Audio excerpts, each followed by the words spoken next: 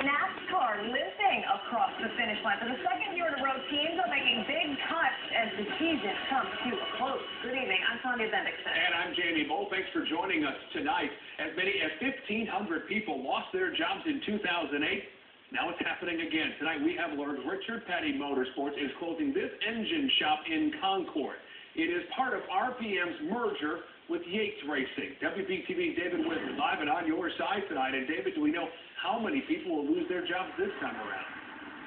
Jamie, we don't know exactly. Now, Fox Sports estimates that the Petty-Yates merger could cost as many as 200 jobs. Now, we were not able to confirm that number. We did learn that more than 50 workers here at the engine shop have been let go as of today. And unfortunately, all across NASCAR, there could be many more layoffs.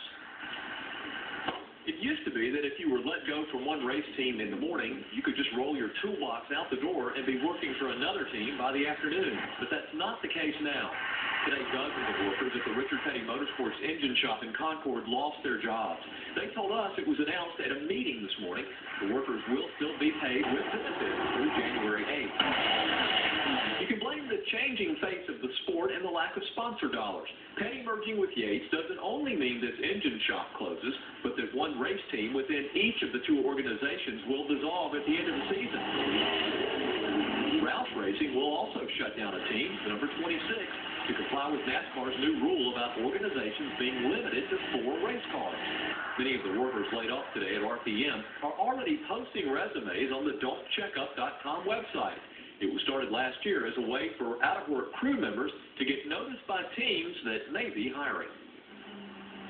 Now, one RPM worker who was let go today told me this did not come as a surprise to anyone here. In fact, he said he thought it was handled just about as well as it possibly could have been. He said it's a real shame, though. This has been here for quite a while under the name Evernham Motorsports, and he said some of those long-time employees, well, they were let go too. Live in Concord, David Witt, WBTV on your side. David, not just crew members, even drivers in trouble here? Yeah, you know, that kind of happens every year, but this year you've got some big-name drivers. Jamie McMurray doesn't for sure have a ride next year. He just won at Talladega.